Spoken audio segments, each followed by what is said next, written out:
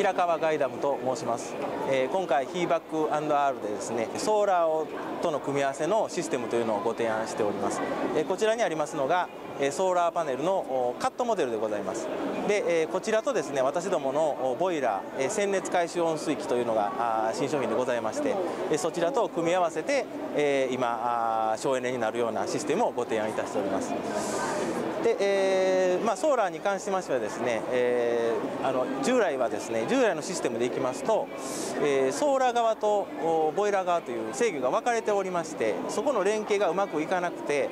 ソーラーの利用率が上がらないという問題があったんですけども、私どものシステムではボイラー側からソーラーの制御もいたしますので、お天気のいい時はソーラー熱を利用して、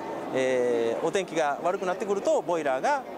お湯を賄うというシステムになっております。非常に高い効率のシステムでございますので、ぜひまたご検討いただければと思います。どうも。